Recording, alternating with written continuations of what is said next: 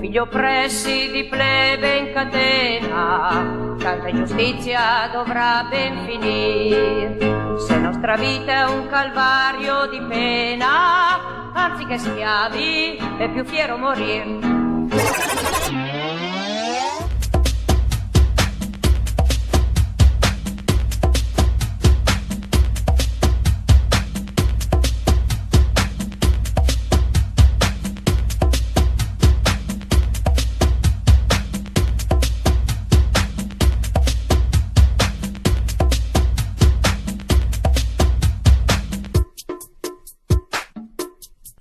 Motumba Axé, meu populacho abençoado. Aqui quem fala com você é seu guerreirinho suburbano preferido. E hoje, finalmente, parei de fazer cosplay, ou melhor, um cos pobre de MC Marcinho. Ou seja, parei de cantar o rap do solitário.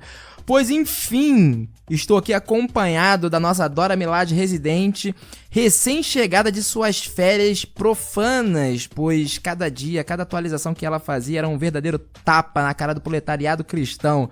Olá, Stephanie.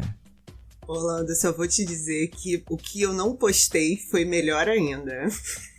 Eu tenho certeza, eu tenho certeza. Porque quando a gente vê esse tipo de viagem e conhecendo as pessoas, você sabe que o que tá ali é a ponta do iceberg.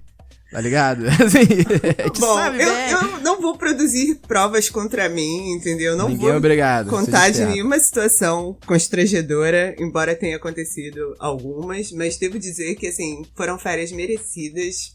Aproveitei bastante, entendeu? Voltei com a corda toda pra gente pistolar aqui, ó.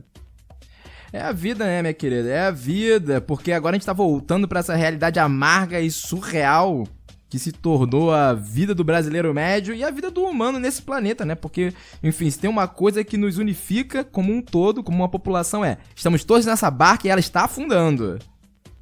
Cara, mas eu devo te dizer que durante as minhas férias, quando eu falava pras pessoas que era brasileira, assim, rolava um sentimento, assim, do tipo... Cara, que merda tá acontecendo com vocês? Mas aqui tá uma merda também. Então, assim... Esse é o ponto, tá tudo uma merda, cara. Tu olha pra Estados Unidos, tá uma merda. Tu olha pra Europa, tá uma merda. Tu olha pra, sei lá, pra Ásia, tá uma merda. Tem uma coisa que tá global, é a merda, né, cara? Em meio a toda essa merda, né, vamos pensar aqui o que a gente pode imaginar de coisas diferentes, senão a gente só vai sentar e chorar aqui na calçada do subúrbio. Por isso que nós vamos, nos próximos programas, inaugurar um novo formato, né? Que é o Benzina Indica. O nome não é exatamente esse, mas no qual vamos falar sobre obras literárias, né, cara? Vamos discutir grandes autores, grandes autoras, né? E pra dar uma dica das pessoas, sem alimentar a imaginação, né? Descolonizar a imaginação das pessoas. Bom, o meu negócio é falar de livro. Já adorei esse negócio, entendeu? Todo mundo sabe que meu negócio é indicar leitura. Vai ficar show de bola. Você quer antecipar a nossa primeira escolhida? Bom, então o pessoal pode começar a preparar seus corações, porque nós vamos falar de Ursula K. Le Guin aqui nesse programa. Pelo amor de Deus, cara, eu só de falar esse nome eu já fico completamente emocionado. Eu tô relendo, porque eu leio Despossuídos tal como alguém lê a Bíblia, assim, de vez em quando eu vou abrindo em partes, sabe? Tipo assim, cara, essa parte aqui, essa parte aqui, essa parte aqui. Mas na próxima semana, hoje vamos voltar aqui para aquele nosso formato clássico, né? Que é Conexão Benzina, onde vamos ler notícias bizarras, não bizarras, como é que é? Fala em francês, Stephanie? Você adora sacanear meu francês, Orlando. Você é muito cretino. Isso tudo é saudade de mim que você tava, né? Pois é, minha querida. Eu tava próprio MC Marcinho aqui, cantando rap solitário, cara.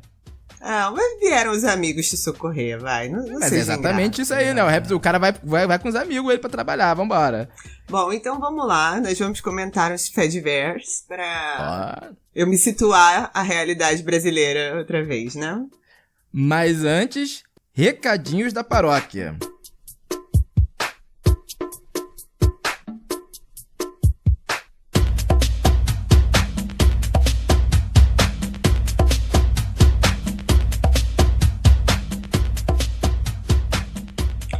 Hoje, para emplacar a solidão do Orlando, sou eu quem vai dar os recadinhos, não só para vocês já começarem a matar a saudade da minha voz, mas também para agradecer os nossos apoiadores pelo microfone novo. Ó, que beleza! Enfim, eu espero que agora eu ouça menos reclamações do Orlando sobre a qualidade do meu áudio.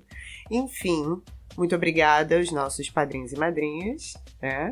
Um beijo pra galera do Mocó, sempre lembrando que o Mocó é esse lugar diferenciado e especial, onde a gente fala vários absurdos, conta do making off dos episódios, a gente adianta algumas novidades por lá, e você pode começar a apoiar lá no padrim.com.br/benzina, escolher uma faixa, começa com apenas R$ 4,20, o que não só é mais barato do que uma passagem aqui, mas também uma passagem lá na terra dos gringos, onde eu passei as minhas férias, porque como o dólar tá um absurdo, convertendo, tá dando quase 10 pratas, vejam só, uma passagem de ônibus na gringa, coisa terrível. E, enfim, vocês podem ajudar a gente a continuar produzindo conteúdo, pagando servidor, bolando outras novidades. A gente acabou de fazer a campanha da caneca, estamos pensando em outras coisas para fazer. E em breve teremos novamente sorteios de livro. Inclusive, há boatos de que uma certa poeta residente vai autografar um livrinho e sortear entre os nossos apoiadores. Então, quem estiver animado, né, pode se juntar a nós e se divertir lá no nosso Mocó e pensar em outras maneiras de ajudar a gente, como dar um RT, mandar o link do episódio, esse tipo de coisa que já vai ajudando a espalhar a palavra do Benzina por aí. Então, para comemorar esse momento da minha volta, eu vou ler um poema aqui para vocês. Chama Lê do Engano. Há um romantismo em chegar pelo mar e, no entanto, essas terras enganam. Desde o princípio, portugueses tomaram a Bahia por outra coisa, e seu nome nasce num equívoco, Eu Rio. E quem recebe a saudação do sal, no ar, as ondas, intui o movimento e não o peso das entranhas concretadas, artérias de fluxo denso, nas quais se esvaem vidas. Horas inteiras, dias, de ponto em ponto, trocas de ramal, de linha, horas com as quais é impossível contar. E o que fariam se elas sobrassem? Há um desejo de ingenuidade em te acreditar partida e repetir as desgastadas marchinhas maravilhosas, certeiras no caos acolhido, mas dissonantes do sacolejo dos corpos se batendo, pegajosos, exaustos, a cada freada. A próxima parada, o vão. A tua entrada pelo chão é chamada Brasil, a avenida cortando a zona em direção ao centro, carcaças de fábricas, postos, casinhas, poeira, o cemitério, o retorno. Linhas coloridas te transpassam, rasgam novas vias e ainda são lentos teus caminhos. Nas encruzilhadas trancadas, mais difícil o acesso, mais caro, diferenciado, o condomínio, a cancela, o bairro fechado quando deveriam ser os corpos, mas se multiplicam as igrejas e não há cordeiro que baste, são muitos e cada vez mais. Há sempre alguém a te cantar pelos extremos e pergunto pelos anônimos percursos dessas vísceras, a rotina de quem no balanço irremediável se perde, se apaga. A antipaisagem, os olhos na tela enquanto passam botecos, escolas, salões, academias, escorrem as horas, os dias talvez, o que une as tuas pontas, seja o sal do suor. Eu rio, mas é de nervoso.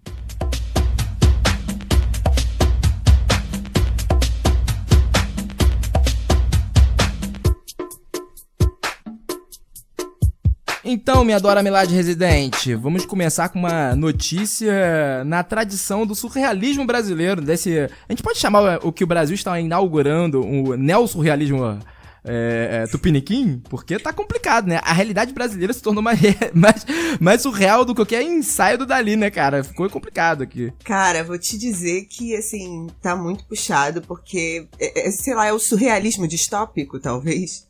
É um novo tipo de gênero, né? Assim, ele rompe com a distopia, é uma distopia surreal. Tropical. Tropical, cara. A notícia que a gente vai comentar é: Bolsonaro sugere fazer cocô dia sim, dia não para preservar o ambiente.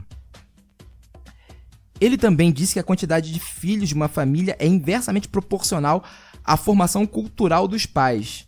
Pai de 5, ele se diz uma exceção.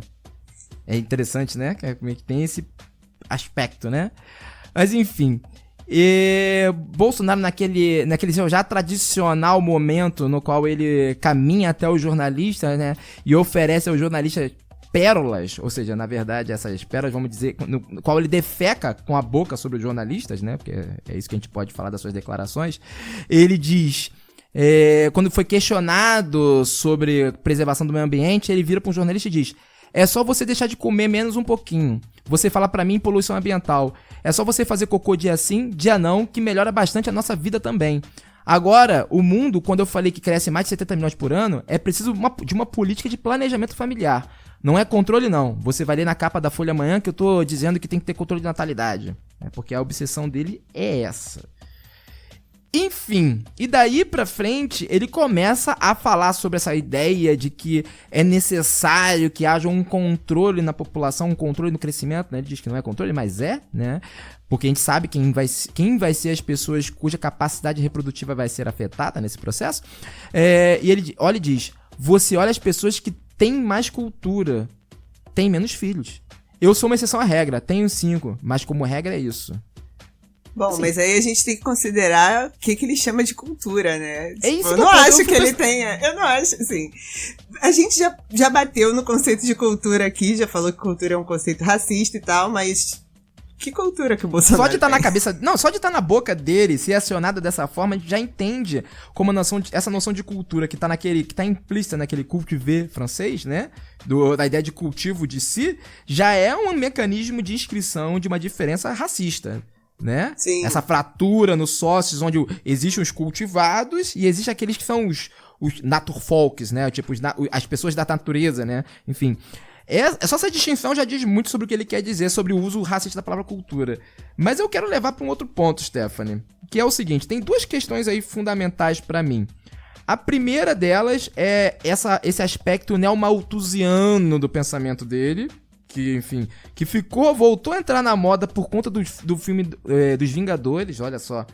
Porque o personagem principal, Thanos, é um neomalthusianista, né? Tipo, ele mata metade da população do cosmos, e não sabe se é seres vivos. Eu nunca entendi direito o que ele fez ali nos quadrinhos e nos filmes.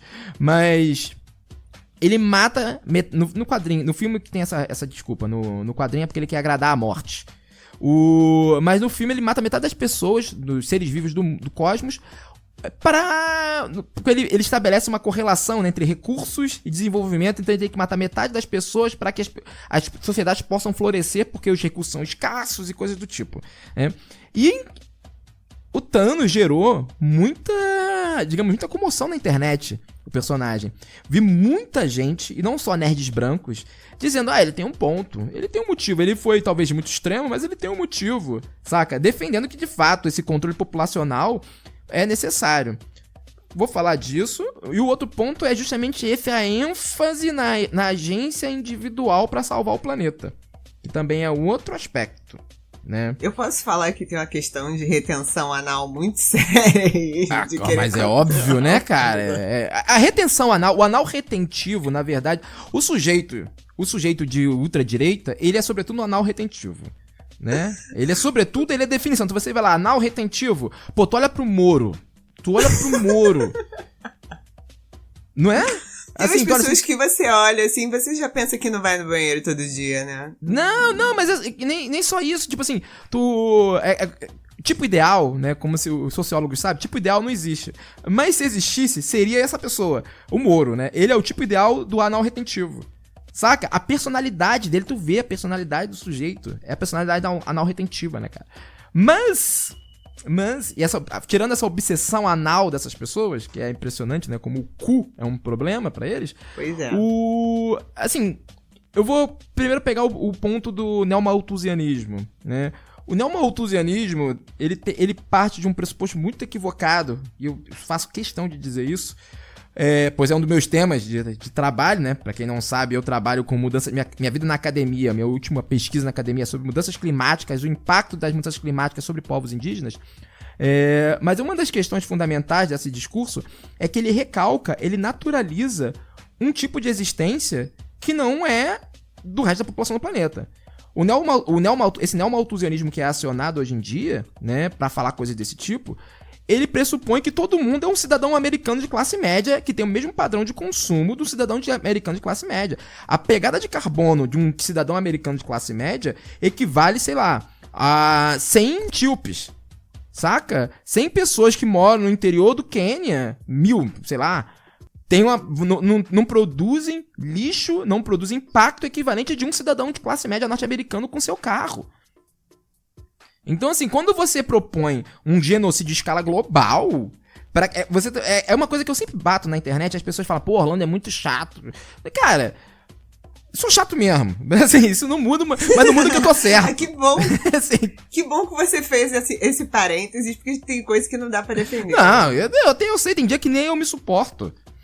Tem dia que olha pra minha cara e fala assim, tá difícil, hein, companheiro? Tá difícil, vou tirar férias de você, cara.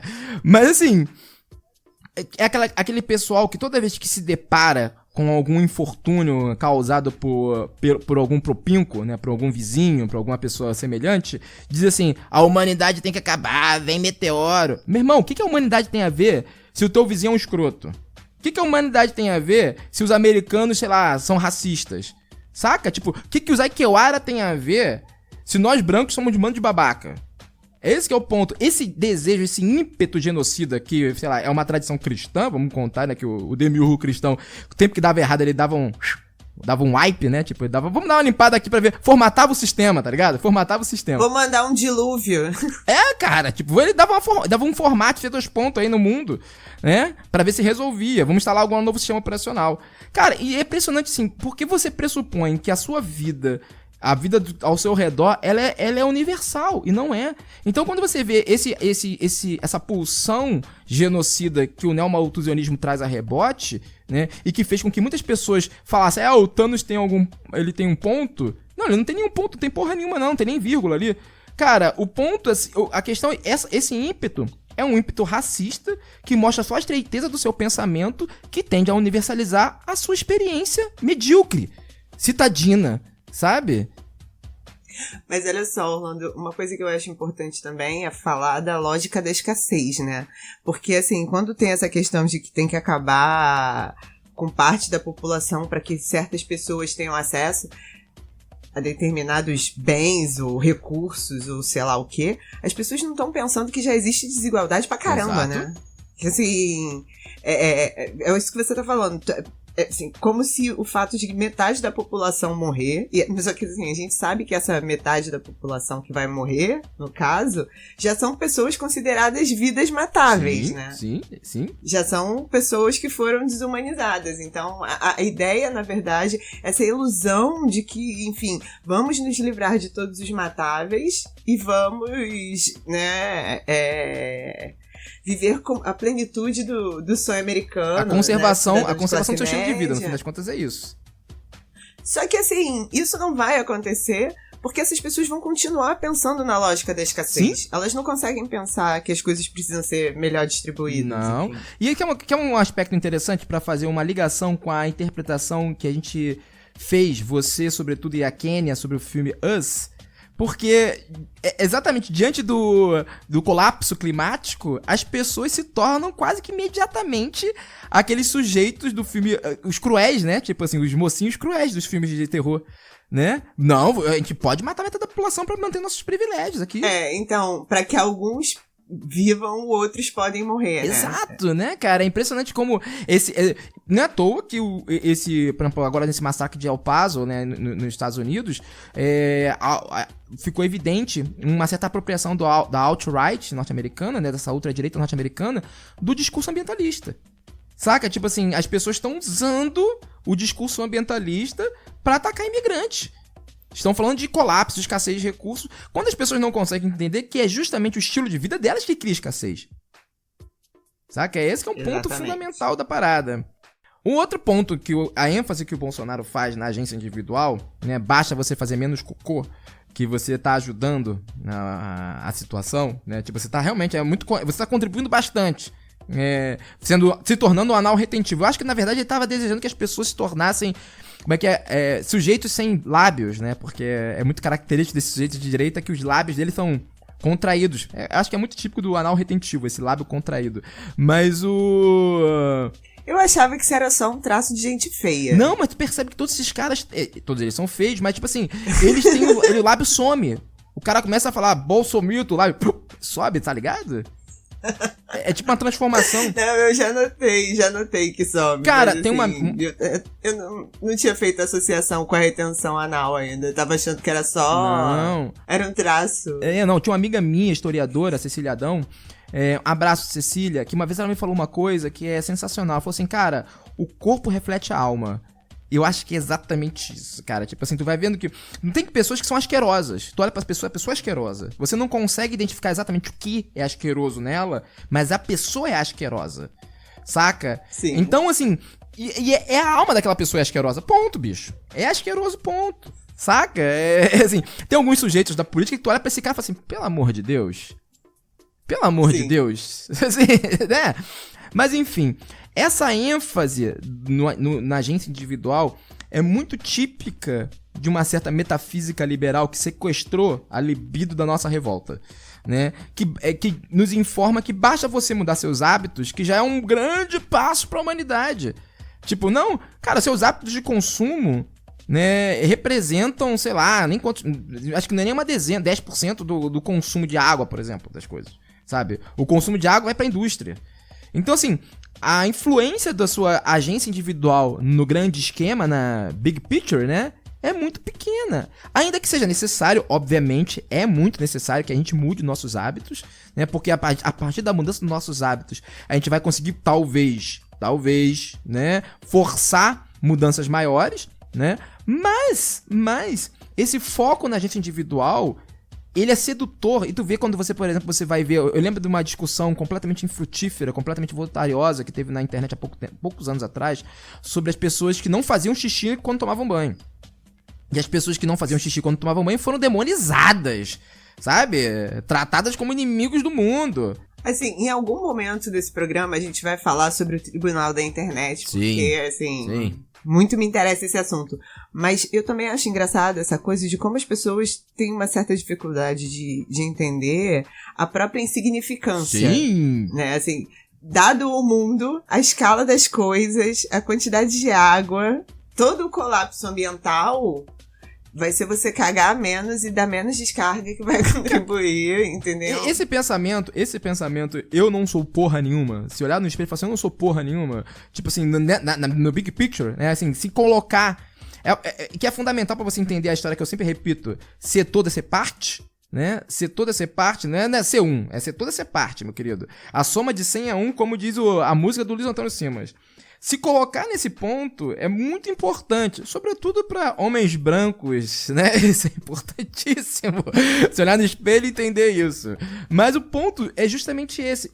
A sedução desse discurso é porque ele vai na direção contrária. Falar assim, você é especial, né? Você, cara, você vai conseguir fazer isso e você vai encontrar outras pessoas que são tão especiais quanto você e vocês juntos vão mudar o mundo. Inclusive, voltar ao filme Us, ele zoa essa parada, né, cara? Aquele Hands Across America. Sim. Exatamente isso, né? Tipo, esse sentimento de caridade, por isso que esse discurso ele é tão sedutor. Porque eu acho que ele mexe com essa culpa cristã que tá por detrás dessa mobilização caridosa. Culpa, né? A pessoa pensa assim, eu, sei lá, produzo menos lixo, logo estou fazendo a minha parte. Enfim, ao mesmo tempo que a pessoa se sente especial, ela se sente redimindo ali alguma coisa. A própria existência, né? Tipo, por meio de mim, eu redimo o capitalismo. Por meio de mim, sabe? A ideia do capitalismo verde, do desenvolvimento sustentável, né? A pessoa, ela se coloca no papel do próprio Cristo. Saca? Todo mundo é seu personal Jesus, como diria o Depeche Mode.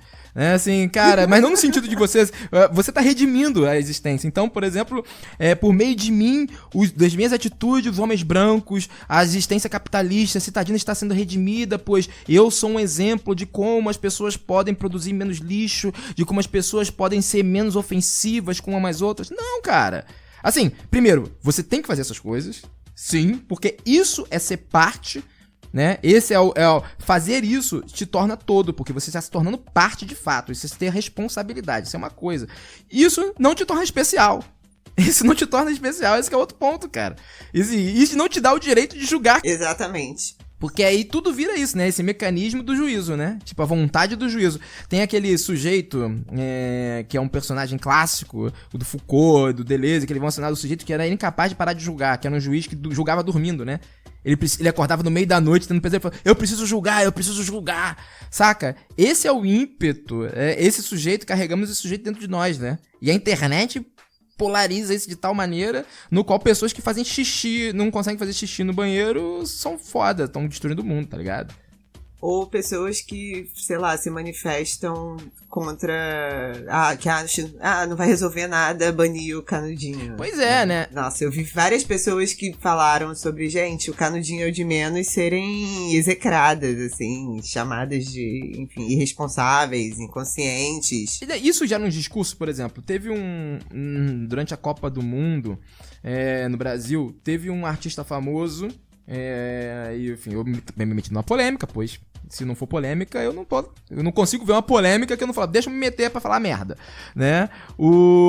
Mas assim, que um artista famoso aí que chegou e falou assim, sobre a Copa do Mundo, né? E ele falou assim, eu não vou compactuar com uma indústria escravocrata que explora as riquezas do mundo e sei lá o que. Beleza. Esse mesmo artista... 1 ou 2 meses antes, cantou na abertura da São Paulo Fashion Week. Tipo, assim... esse que é uma coisa que esse discurso do eu sou especial, ele gera uma espécie de salvo-conduto pra si mesmo, né? A pessoa é incapaz de entender que ela vive em contradição também. Porque é impossível, no sistema capitalista que a gente vive, é impossível a gente não viver em contradição. Por exemplo... Eu posso ter um discurso totalmente, sei lá, decolonial. Mas eu tenho que compreender que esse meu computador aqui que eu estou usando, eu só estou sendo capaz de produzir esse discurso porque o meu computador foi feito com trabalho escravo. Entendeu? Tipo, eu compreender que a minha vida implica em determinadas violências. Eu não posso me tornar um cínico por conta disso. Porque aí entra o pessoal da ultradireita, os vilões. Agora, eu compreender isso, entender e sentir vergonha é uma coisa. Eu compreender e sentir culpa é outra. A gente vai entrar naquela coisa do Primo Levi, da diferença entre culpa e vergonha. Agora que eu voltei com a corda toda, depois a gente vai conversar sobre a Grada Quilomba. Então, porque ela fala que você tem a negação, a culpa, a vergonha, e depois que você ultrapassa tudo isso é que você consegue chegar na reparação. Sim.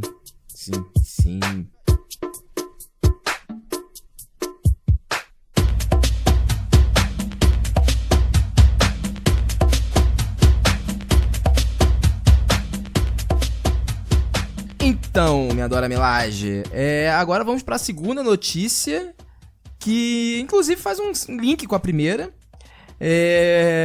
que saiu no New York Post, olha só, e que a notícia é a seguinte: homens estão evitando utilizar sacolas reutilizáveis para não parecer gays. Um estudo mostra isso. E aí, assim, uma das coisas que vai mostrar é que eles descobriram que as pessoas, né, isso obviamente é um estudo feito nos Estados Unidos, enfim, mas eu creio que isso tenha reflexo, se não é pior aqui no Brasil, onde ele fala que, por exemplo, as pessoas estão mais elas estão mais inclinadas a compreender uma atitude engajada com o meio ambiente como feminina, né? E enquanto o masculino estaria no outro polo. E aí você para e pensa em toda essa cultura que foi aqui no Brasil, desse discurso pró-Bolsonaro, dos bolsonaros, inclusive, dessa exaltação dos estamos poluindo, somos poluentes, e enfim. Inclusive, há nos Estados Unidos homens que alteram seus carros para poluir mais, né? Enfim, tem essa vibe. Mas vai lá, Stephanie, começa aí, pistola aí, que eu já falei demais sobre na primeira notícia, vai lá. Bom, primeiro que eu acho maravilhoso, assim, pra gente discutir certas questões de gênero, porque é que a masculinidade precisa ser afirmada a partir de umas atitudes tão merdas, do tipo, fazer merda. Sujeira. Tão merda. Sabe? Assim, eu fico muito triste com isso, na verdade. Embora a minha grande vontade seja implicar com o feminino, né? Porque a ideia do feminino me cansa, porque é justamente o que é usado para me restringir. Essa ideia de que, enfim, que os homens... tem toda uma campanha na internet sobre homens que não se lavam direito. Nossa... Né? Homens que não conseguem se limpar após ir ao banheiro, sabe? Entendeu? Essas coisas assim, voltamos à retenção anal, meu Deus. Não fomos nós, Não, enfim. Isso não é um problema nosso, ainda bem. Então, assim, toda essa questão de que a masculinidade está associada a uma série de coisas que precisam ser provadas o tempo todo, né? E elas são, assim, se você parar pra pensar, não faz o menor sentido, entendeu? Por que um homem usar uma ecobag tornaria ele menos homem? Você usa ecobag, Orlando? Eu uso, não só uso ecobag, como eu uso carrinho de feira, né? Enfim, e na maior parte do tempo eu uso mochila. Eu faço compras com mochila, saca? Tipo, eu sou uma tartaruga. Eu tô sempre de mochila. Eu acho que se os nossos ouvintes se manifestarem, a gente podia pensar depois no ecobag do Benzina, hein? Sim. Seria sensacional. Eu acho. Assim, e fica a dica, cara, assim, porque o meu problema com ecobag, meu único problema, na verdade, é o problema que eu tenho com sacos em geral, ou coisas que eu fico segurando na mão, assim, eu fico porque assim, quem nunca me viu, eu fico gesticulando que nem um louco, assim, eu só falo gesticulando. Se me amarrar, eu não consigo falar, eu fico mudo. Você assim, precisa ter as suas mãos livres sempre. Pra gesticular. Exato. Então, assim, por isso eu prefiro usar mochila, né? Tipo, na mochila. Mas eu levo ecobag. Assim, eu sou o terreiro de ecobag, né, cara? Tipo. Faz um cosplay de macho que é uma beleza com a mochila, então. Pois é. Cara, eu tô muito chocada com essa história de que, enfim, a preocupação com o meio ambiente seria uma coisa feminina. Isso Sim. tem a ver também com aquela associação do feminino, com Nurturing. a terra, o corpo, e não sei o que vai bater numas paradas de, sei lá, sagrado feminino, que também me deixa profundamente irritada, né? Essa Ainda bem ideia que da você tá falando redução isso. da mulher ao útero, né? A redução da mulher, assim, as suas funções reprodutivas, como se a mulher não tivesse um cérebro. Só fazer uma parte. Né? Um dia a gente pode falar disso pra falar de como Oxum e Iemanjá são apropriadas pela supremacia branca dessa forma? Pode. Tá bom, pode. vai lá. A gente vai um dia falar sobre isso. A gente vai falar sobre o feminino que sequestrou, né? Enfim. E ninguém fala de Nanã, cara. certas Ninguém fala figuras. de Nanã, cara. Vai. Não, a gente vai falar de Nanã, enfim. Vai dar bom isso. Mas... Então, enfim, e como essas construções são frágeis, né? E como as pessoas acabam, enfim, atribuindo um valor para uma coisa que é totalmente irrelevante do certo ponto de vista. Enfim, a sua sexualidade não tem nada a ver com você usar uma ecobag ou não, né? Enfim. Mas isso pode ter um impacto real, sei lá, na quantidade de lixo que é produzida. Você não usa saco plástico, você tá carregando a ecobag. Sim. Assim, eu acho que... Quer terminar? Porque eu quero... assim, eu queria muito que a gente falasse sobre essas questões do tipo, da masculinidade como uma coisa predatória. Isso exatamente isso. Entendeu? Porque é horrível isso. E no fim, não é isso que faz de um homem. Ou pelo menos assim, homens que querem que as mulheres gostem de vocês, assim, tipo... A gente até gosta de umas grosserias de vez em quando e tal, né? Umas barbas roçando na cara, mas... Enfim... performático, cara, né? Performático e restrito. Performático, sim, restrito. Com consentimento. Exatamente. Entendeu? Combinado entre adultos. Agora, cara, umas coisas assim... Não se limpar, sabe? Não demonstrar afeto. Eu conheci vários homens que, tipo, têm dificuldade, sei lá, no abraço dos amigos, sabe? Tipo, você olha e fala, bicho, que tipo de trava é essa? Que problema essa pessoa tem, enfim. E chega no cúmulo que é, tipo, não vou usar uma ecobag porque o que vão pensar de mim? assim, você falou da potência predatória essa potência predatória com a qual se imagina o homem, né? O homem, ele tende a se projetar essa masculinidade que a gente tá acostumado como uma potência predatória. Eu existo enquanto um predador, né? Tipo, tanto que tem, enfim, aquela forma clássica que se imagina as relações maritais, edipenizadas da Idade da Pedra, olha só. É o cara predando a mulher, literalmente. Ele batendo na mulher e desmaiando arrastando ela. Cara, aquilo ali é de uma violência em tantos níveis, assim, é tão errado em tantos níveis, assim, que de cultura do estupro a racismo, saca? Tipo, passa por... Assim, aquilo ali Sim. é tão errado, sabe? E, enfim... Mas acho que aquilo ali é tipo é o homem predador originário, né? Tipo assim, e ele é uma projeção, né, do homem do presente. E vai se atualizando, né? Em assim, várias pequenas posturas, assim. Só que assim, essa imaginação que o homem do presente recalca na natureza, né? Porque isso nunca existiu, palavra do antropólogo, isso nunca faz nenhum sentido. Nenhum sentido, muito pelo contrário, uma das maiores regras é, pelo menos, na verdade, é o homem que vai morar na casa da esposa e do sogro. Assim, as regras das trocas matrimoniais, né? Mas enfim, o ponto é o seguinte: essa imaginação predatória, no fim das contas, esconde a verdade sobre a existência do masculino na nossa sociedade, que é uma pulsão suicidária, né? Tipo assim, o masculino, ele é suicida, sabe? É assim, por isso que ele é tão frágil, porque justamente essa fragilidade demanda violências contínuas.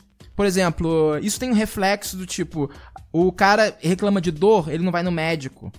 Então, quando ele for no médico, ele já tá chorando sangue, sacou? Ou essa coisa ele tá sempre vivendo no limite. Por exemplo, essa socialização dos homens jovens, saca? Essa socialização beligerante, sabe? De excessos, consumo de álcool, sabe? O excesso, o cara, eu vou dirigir doidão, porque usar cinto de segurança, porque, sabe, isso é coisa de mulherzinha, eu não vou me preocupar. Mas você sabe qual é o problema? O problema é que a masculinidade, ela se constrói sempre em cima da negação do outro. Sim, Você não é uma mulherzinha, você não é frágil, você não é delicado, você não é gentil. E aí, o que sobra pro homem ser, então? É o suicídio. A gente não tem uma construção de masculinidade que passa, sei lá, por valores. Do tipo, ser homem é ser um bom amigo, ou ser homem é ter atitudes boas para com os outros. Tipo, não, ser homem é ficar o tempo todo provando que você não é uma mulher. Provando e provindo, né? Tipo, você tem que dar... que você tem que ser o provedor, né? Tipo, você tem que sacrificar para um outro sistema. Tem um outro aspecto, porque justamente isso é muito fácil ser capturado pelo capitalismo, né? Esse papel masculino de você, eu não sou mulherzinha, eu não sou gay, saca? Tipo, isso é muito rapidamente capturado pelo capitalismo, né? Sim, porque assim, esse papel do provedor acaba virando uma das formas em que o homem se prova. Sim, né? sim. Tanto que, aí vem um ponto que eu queria chegar. As taxas de suicídio entre homens são bem maiores, né? E assim, e a forma como os homens se suicidam também é muito diferente. E aí você também tem um tipo de suicídio que é muito mais comum entre homens do que entre mulheres, que é o sujeito que se mata, e mata a família e se mata, né? Por os problemas, e muitos desses problemas começam com o quê? Com a falência, com a incapacidade de ser o provedor, né? Porque, gente, não sobra nada. Se ele não é mais aquele ser capaz de prover, né? Aquele ser capaz de dar dinheiro e sei lá o que, papapá, ele não é mais nada. E aí existe uma questão que é muito cruel, porque assim, muitas vezes a prioridade dessas pessoas que são mortas juntas, tipo, não é necessariamente o dinheiro, né? Sim. Tem toda questão de afeto ali envolvida, e você vê assim, o espaço que o capitalismo toma na vida das pessoas, né? Assim, a preocupação com o dinheiro acaba ganhando uma importância que parece que assim, a base da relação familiar, da relação afetiva é pautada pelo poder financeiro. Por que é o dinheiro? O dinheiro também é uma coisa efêmera, né? Assim, o dinheiro, ele não é nada, né? Assim, ele não... na verdade, assim, pros homens, a única forma de se tornar algo é se tornar uma propriedade a ser passada para os seus filhos, né? Mas é isso, assim, a nossa sociedade, ela é tão obcecada com a permanência, nós somos muito obcecados com a permanência das coisas. Por isso que a gente inventa museu, por isso que a gente inventa pirâmide, por isso que a gente inventa monolito, saca? A gente inventa estátua, porque a gente é obcecado com a permanência, né? E essas funções de, assim, esses exercícios, esse salamaleque da permanência, não é à toa que eles surgem, eles se popularizam muito a partir daquela fratura biopolítica que marca a emergência de realezas, né? E assim, a emergência de realezas é um fenômeno prioritariamente masculino. Assim, são diferentes lideranças. Assim, quando você vai ver na história das populações pré-modernas, enfim, tem um livro do David Graeber e o Marshall Sahlins, On Kings, que eu tô fazendo a resenha, inclusive, desse livro. E tô vendo você pistolar de fúria lá no Twitter. A parte do Marshall Sahlins é bem boa, mas assim, eu não vou falar sobre a outra. Mas uma das coisas que é interessante é mostrar isso, como é um fenômeno masculino, né? E aí essa ideia da permanência é o seguinte, cara, por que acontece? Uma coisa fundamental que a gente tem que entender é que, aquela coisa que a gente tá falando, a gente não é nada.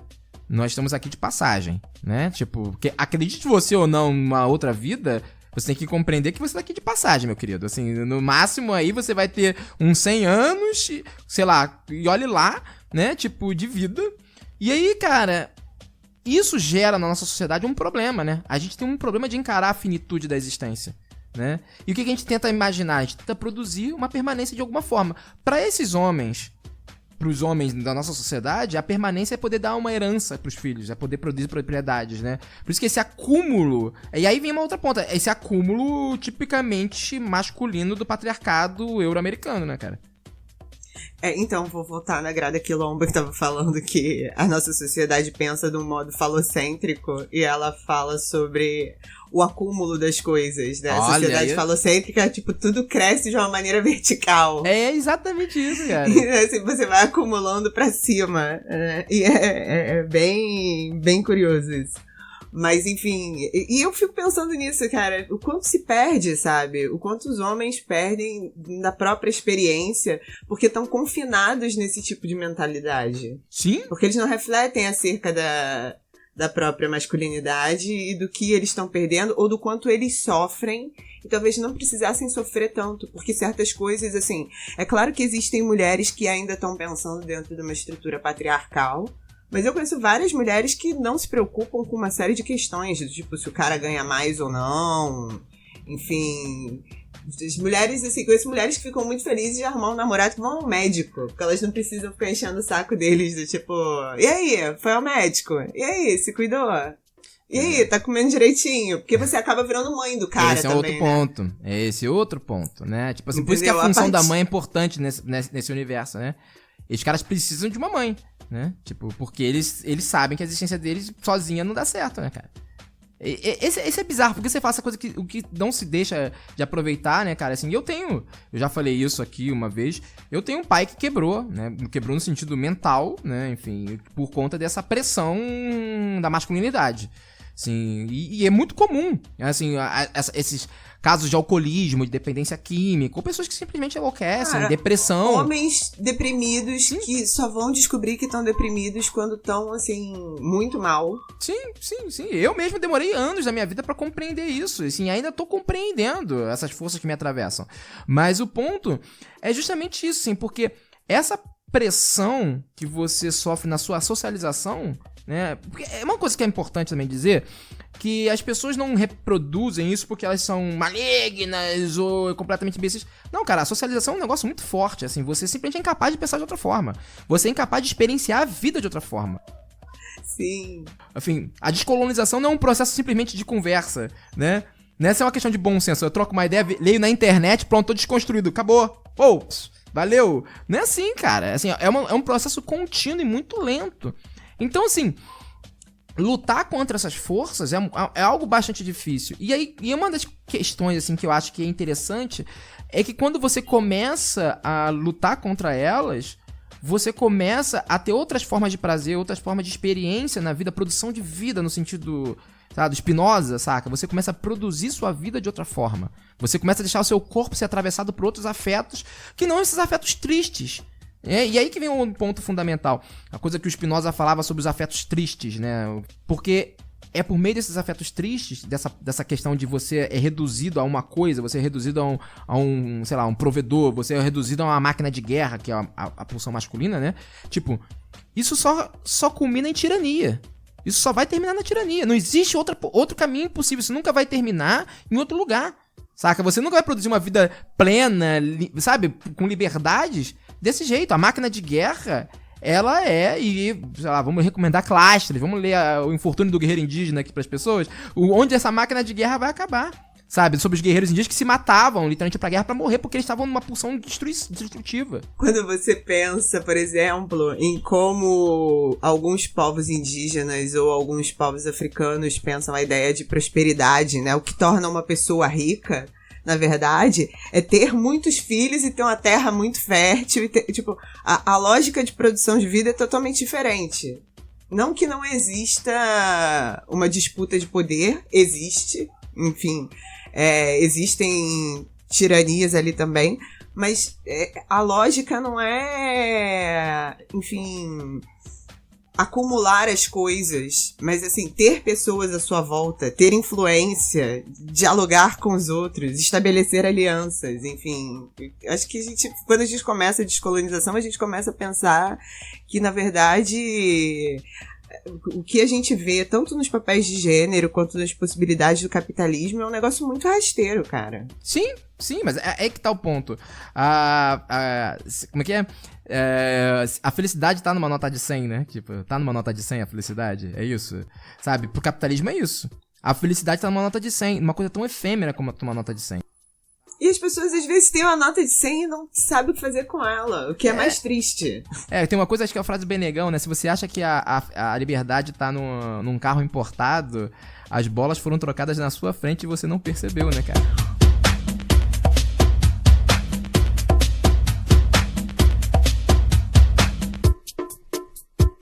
Um corpo doado para estudos sobre Alzheimer acabou sendo usado em testes de explosivos.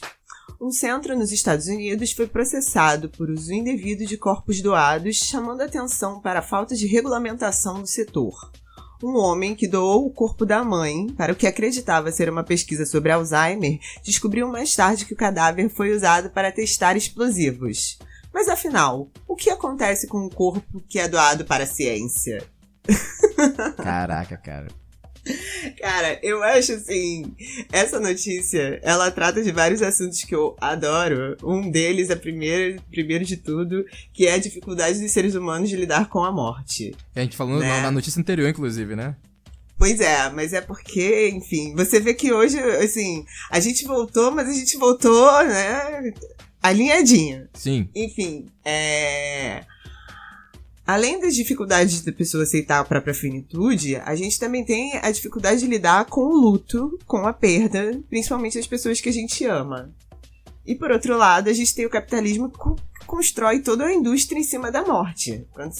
Por exemplo, eu tive uma experiência quando a minha avó morreu, a minha mãe ficou em casa com ela, e eu tive que ir no cemitério pra descobrir, né, assim, como resolve, né? E as pessoas vêm oferecer umas coisas, assim, bizarras. E você nota que tem toda uma lógica de se aproveitar da fragilidade das pessoas para tentar vender coisas mais bonitas, flores mais bonitas, enfim. Mas aí você vê a pessoa quer fugir da indústria da morte, de ter que lidar com todo esse trabalho, né, de arrumar um lugar para sepultar, escolher caixão, seguir os desejos do morto, tudo isso, e acha que vai fazer uma boa ação, tipo, não, vou doar esse corpo aqui pros estudos, né, tipo, vou fazer uma coisa boa. E será que isso também tem a ver com aquela coisa de quem se acha especial, Orlando? Então... Pessoa, né, vou fazer uma coisa boa, vou doar o corpo da minha mãe para a ciência, e aí depois ela descobre que o corpo da mãezinha dela tá sendo usado pra saber o impacto de explosivos na carne humana. Cara, eu fiquei com pena da pessoa, sério. Eu fiquei com, assim, deu vontade de dar uma... Cara, porque deve ter sido muito triste, cara, isso, cara. Assim, depende da tristeza. Porque, assim, Vai lá, termina aí que eu vou puxar daqui depois, vai. Não, assim, são muitas questões, entendeu? Porque o que eu acho mais curioso é que essa matéria da BBC, depois ela vai desenvolvendo uma questão aqui falando que nos Estados Unidos isso é uma prática comum, doação de corpos, que existem várias instituições, tanto de ciência, pesquisa, enfim, que aceitam corpos para diferentes coisas, que vão, sei lá, desde pesquisas médicas até, sei lá, cultivar bactérias para descobrir como funcionam certas coisas de decomposição dos corpos humanos, entendeu? Só que a questão toda, aí entra aquela questão que você adora, da metafísica neoliberal, né? As pessoas assim, tipo, ó, cada um com seus problemas, resolva aí. É uma das responsáveis da agência dizer que, assim, os códigos regulatórios de doação de corpos são complicados, sim, mas você tem que se responsabilizar, você tem que fazer uma pesquisa decente de pra onde você vai doar o corpo antes, sabe? Tem uma questão que eu falei na notícia anterior, que essa coisa a morte, ela representa um problema, digamos, simbólico muito importante. Não é à toa que, assim, universalmente se inventaram inúmeras teorias sobre o que acontece na vida após a morte, né? Enfim, é uma parcela considerável do investimento metafísico de outros povos se dá justamente na escatologia, que é o que acontece depois do fim. Inclusive, o cristianismo é só isso, né, cara? Inclusive, o cristianismo, o mote do cristianismo é vida após a morte, né? Não, e o que eu fico mais intrigada é que é uma vida após a morte que me parece bem chata. É o nosso lar, né, cara? Tipo, é um clipe do Jorge Versilo, tá ligado? Assim, todo mundo de branco, de pezinho na areia, saca? Tipo, é meio isso. Cara, assim, eu fico muito impressionada, assim, todo um esforço na Terra, entendeu? Pra chegar lá no céu e ser chato. Pois é. Mas, enfim, mas tem uma frase que o Groucho Marx diz, né? Nosso padrinho desse podcast, que ele fala assim, vida após a morte, por que esperar? Né? Tipo, assim, a ideia assim, na verdade, as pessoas falam, pô, tem uma interpretação perigosa, né? Porque pode estar estimulando o suicídio. Não é isso. Eu acho que a ideia é assim, por que esperar pra ter uma vida? Saca? Pois você pode começar a ter uma vida agora. Né? Exato. Boa parte do ascetismo cristão passa por aí, né? Nessa recusa da vida no momento pra uma vida posterior. Mas eu acho que tem uma questão aí que é a vida produtiva, porque a morte, de fato, ela é um problema, né? Ela é a falta de sentido completo, né? Assim, a morte é a falta de sentido. E aí você tem que preencher isso com um sentido, sabe? Seja ele dizendo que as pessoas vão pro céu, seja ele dizendo que as pessoas vão morar no além-mar, seja esse... Enfim, independente da sua religião, você vai produzir algum sentido pra isso. Ou simplesmente falar, não tem sentido e pronto, e transformar isso num mecanismo de vida, né? Enfim, essa é outra coisa. Só que essa ideia de uma morte produtiva que tá implícita na notícia vai por aí, né? Tipo assim, se doar para a ciência, se doar para um esforço da humanidade, é quase como você dizer assim, cara, eu vou transformar a minha morte, e aí você dignifica esse fim de uma forma do tipo, eu me tornarei produtivo, né? Eu vou ser, a minha existência, o meu fim da minha existência vai ser produtivo. O problema é a indústria que se cria ao redor disso, né? Sobretudo nos Estados Unidos, né, cara? Que, por exemplo, existe uma indústria do sangue nos Estados Unidos, né, cara? As pessoas não sabem, mas os mendigos ganham dinheiro pra doar sangue, né? Tipo, a doação de sangue, enfim, sustenta a população de homeless nos Estados Unidos. E aqui, nessa notícia especificamente, esse sujeito que achou que estava doando o corpo da mãe dele pra uma pesquisa de Alzheimer, depois descobriu que... era proposital a comunicação do lugar pra onde ele doou ser truncado. Pra poder se apropriar disso. Pra poder receber corpos de pessoas de baixa renda. Nossa. Então, assim, então já sabe que você existe. imagina a questão de que a pessoa não tem condições de arcar com, enfim, um enterro caro, resolve doar o corpo achando que tá fazendo uma coisa boa. A dignidade, né, que se dá ao ato, né, enfim... Pois é, isso está sendo desviado para fins escusos. Tem esse aspecto, justamente, do corpo se tornar um produto, né? Tipo, e que a gente vê em outras instâncias, por exemplo, pouca gente sabe, mas o Haiti foi um dos grandes exportadores de plasma durante acho que a década de 70. Então os haitianos exportavam seu sangue, saca? E aí isso só cessou com a epidemia de HIV no mundo. E aí, obviamente, pairou sobre os corpos negros universalmente, né, o estigma do HIV e da AIDS, né? Foram os corpos negros e os homossexuais que ganharam o estigma, né? Da epidemia. E aí, enfim, só isso que cessou a indústria do plasma no Haiti. Mas é interessante pensar que como o capitalismo ele se apropria da existência do outro em todas as suas instâncias. Além disso, você tem essas questões de o que fazer com o corpo depois. Toda uma indústria da permanência. Aqui Isso, a gente está falando, enfim, de doação e despojos, mas assim, tem essa questão da permanência também, né? Das pessoas que querem guardar seus mortos de um jeito especial, e do tipo, vou pegar as cinzas aqui dessa pessoa, vou mandar prensar e fazer um diamante. Oi? Cara, mas eu realmente acho que há um problema, há um recalque, há um grande trauma, né, no sentido de um trauma social, de que é esse vazio. Nossa sociedade, ela é muito incapaz de falar e lidar bem com a morte. Né? A nossa tanatologia é um troço hermético. Falar da morte atrai, saca? Não, trai, sabe? Tipo, tanto pelo lado místico, tanto quanto pelo outro lado, sabe? Assim, enquanto os nossos problemas psicológicos são criados a partir da morte de outras pessoas, sabe? Não tô dizendo que isso é uma coisa, não, o Orlando é desconstruidão. Não, pelo contrário, eu tenho um problema, eu tive uma perda de um tio na infância que foi um problema que eu carrego até hoje. Então eu falo com propriedade desse trauma. Mas eu digo que, assim, por exemplo, outras populações lidam de uma forma tão mais produtiva nesse sentido, tão mais, sabe, de uma forma tão mais natural com a morte, para os povos indígenas, onde a morte é algo que se fala o tempo inteiro, sabe? E a gente tá falando de populações que experimentaram traumas recentes de genocídio, né? Que nós, citadinos, não seríamos capazes de experimentar sem quebrar completamente. Essa é uma questão fundamental de se entender, né? Tipo, como que essas populações conseguem... a palavra da moda é resiliência, né?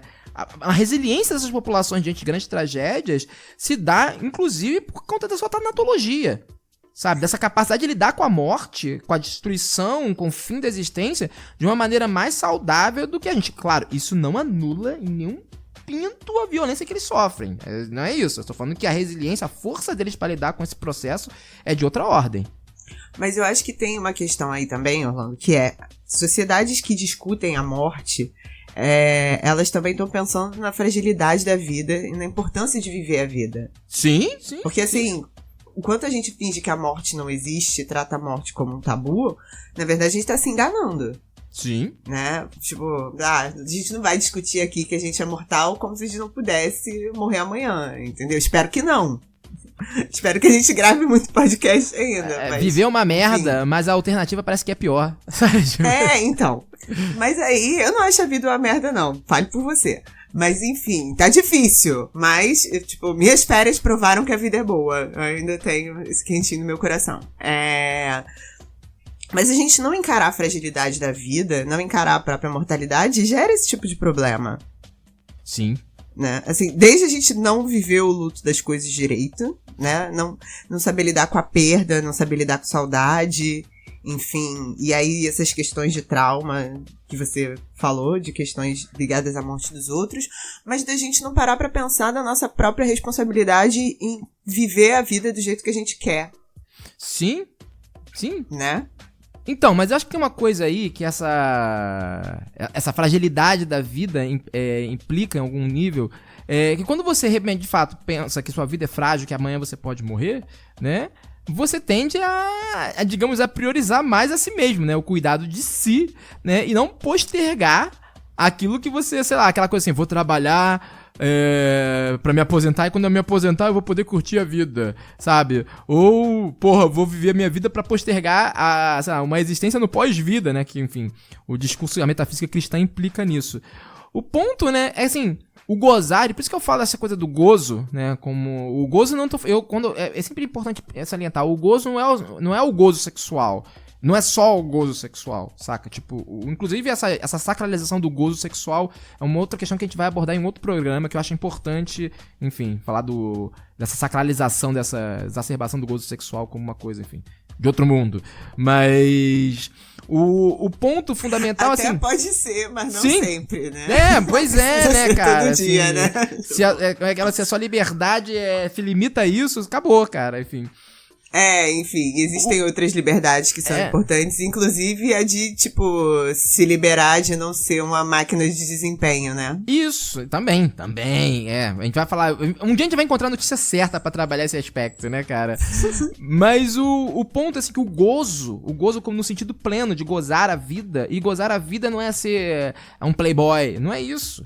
Sabe? Gozar a vida é, tipo assim, viver em outro regime, de fato. Aquela coisa do Zeca Pagodinho, deixa a vida me levar... Saca? Que eu acho que é um grande dispositivo de resistência, é um grande hino da resistência, ou a potência do não, né? Do eu preferiria não, sabe? É exatamente isso, é o momento que você instaura o gozo, sabe? Que você olha para aquelas forças e fala assim, você tem que fazer isso, preferiria não, sabe? Esse é um ponto fundamental. E aí é interessante, aí vem o momento de divulgação da macumbaria, né? Cara, de que como, por exemplo, você vê uma prática, uma religião como o candomblé, como a Umbanda, enfim, que tem isso no seu cerne, né? Do aproveito do agora, do cultivo do corpo, do cultivo da vida, o axé, né? Essa vivacidade que o axé implica, aquela experiência, né, da gira, aquilo tudo, e como aquilo vai se desdobrando em outras formas de vivacidade, no samba, na capoeira, enfim, nessa cultura que a gente conhece, nessa cultura no sentido de cultura do tipo de cultura vegetal, né? Tipo assim, da coisa que cresce, né, que floresce, essa cultura que emana, que se desdobra do terreiro, né, que se desdobra, vem justamente uma cultura do gozo. Não é à toa que a sexualidade, ela vem a rebote, porque a sexualidade é uma das formas de gozo. A sexualidade, a comida, enfim, os pecados capitais. Os pecados capitais, né? Nesse momento eu vou ser obrigada a me lembrar de Oscar Wilde, que dizia que o melhor jeito de se livrar de uma tentação é ceder. Pois é. Exatamente. Bom, acho que depois desse convite a tentação a gente pode... Depois desse convite a sentar, cara, é quase um funk, cara.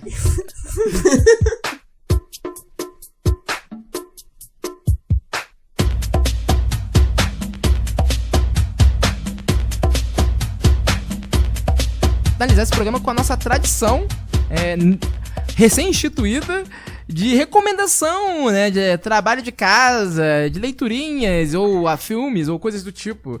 Que aquelas pessoas que ficaram interessadas nos temas que foram abordados nesse episódio possam buscar mais informações. Eu começo ou tu começas? Pode começar. Então, a minha recomendação, mais uma vez, é uma das minhas autoras preferidas, que é aquela filósofa belga que todo mundo aqui já ouviu falar, que é a Isabelle Stengers. E o livro é No Tempo das Catástrofes. Essa palavra é difícil. Pra minha dicção experimental. Enfim, No Tempo das Catástrofes. Ó. 3 tigres tristes. Não vai dar, galera. Não vai dar. Mas enfim, nesse livro, que tem várias páginas, vários capítulos, várias palavras. Enfim, nesse livro... há uma... Primeiro, assim, ela vai reconfigurar a catástrofe ambiental, né? Tipo, recolocando-a como a intrusão de Gaia, né? Enfim, eu não vou conseguir entrar em detalhes aqui por causa do tempo, mas a ideia é justamente a recusa, né, de um discurso totalitário que diz que, assim, é um discurso muito fácil que fala assim, ó, diante da catástrofe climática, vão ser os cientistas brancos que vão dar a resposta. E ela fala assim, não é isso não. A resposta não tá com os responsáveis pela catástrofe. A resposta tá com os outros. Tá com aqueles que justamente foram colocados de lado, saca? Tá com os indígenas, tá com os quilombolas, tá com os povos africanos, com aquelas pessoas justamente que foram apartadas desse processo. Cara, a gente tem que olhar pra essas pessoas e falar assim, pros brancos, euro-americanos, falar assim, vocês são os responsáveis por isso que tá acontecendo aqui. Então a resposta não vai ser vocês que vão dar, né? Recomendo muito esse livro. Vai lá, Stephanie, sua vez. Bom, eu vou indicar um livro que, inclusive, Orlando, esse livro vai ser sorteado para os nossos apoiadores, porque eu ganhei da Companhia das Letras. Então, deixa eu fazer aqui meu momento blogueirinha dos livros, que é o Ideias para Adiar o Fim do Mundo, do Ailton Krenak. em que ele fala de várias coisas muito maravilhosas sobre o que a gente pensa de sustentabilidade. Acho que tem tudo a ver com o que a gente falou no programa hoje, né? As responsabilidades. Mas ele fala uma coisa que se conecta muito com o que a gente falou agora no fim do programa, que diante do fim do mundo, da ideia da queda, a gente tem que assumir a nossa responsabilidade por criar paraquedas. E criar paraquedas tem tudo a ver com a ideia de gozar a vida, e cantar, e dançar, e cultivar a alegria, e não deixar que a nossa subjetividade seja capturada pelo capitalismo. Então, a minha dica de hoje vai ser o Ailton. Ailton Krenak, que eu já tive a oportunidade de conhecer pessoalmente, conversar em mais de uma ocasião. É meu momento, eu tô tirando onda também. Mas assim, é porque o Ailton Krenak, ao lado do Davi Copenau, eu acho que são um dos maiores filósofos vivos do mundo nesse momento. Sabe? O Ailton é um cara genial. E tem uma entrevista dele, eu recomendo que as pessoas procurem. Vou botar até o link lá, não vai sair no nosso perfil no Twitter o link dessa entrevista, no qual ele, diante da eleição do Bolsonaro, e aí perguntam pra ele assim, e agora? O que os povos indígenas vão fazer e tal? Ele falou, olha, nós somos indígenas e nós resistimos há 500 anos. Eu tô preocupado com os brancos. Não, e esse livrinho eu acho que ele é bem bacana, que é uma introdução, assim, ao pensamento dele, e ele menciona também essa história sobre estar preocupado com os brancos. Mas, enfim, mais um motivo pra quem tiver na dúvida de apoiar o Benzina ou não, vão rolar aí sorteios de livros pros nossos apoiadores, então acho que a galera devia ir lá participar do nosso Mocó, porque além das dicas, vai rolar uns presentinhos. É isso aí, meu querido, meu povo e Léo. Fica aquela mensagem, nunca foi sorte, sempre foi Exu.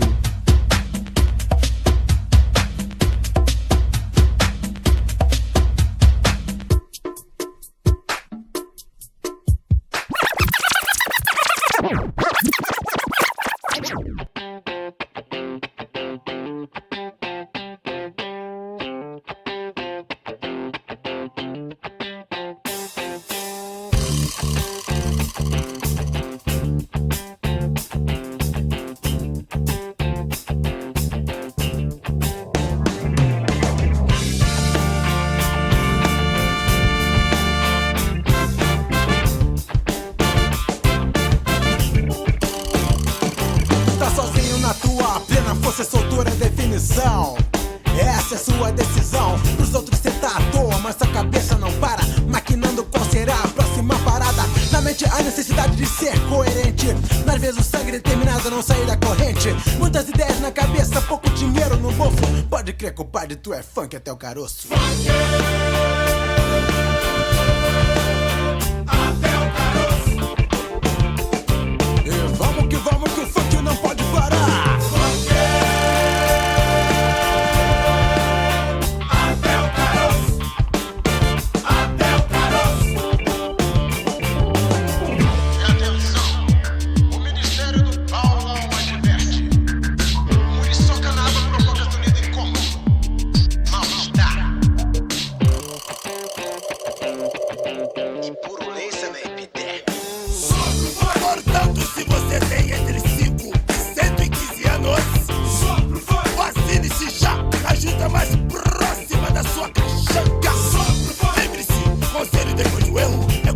Depois do enterro.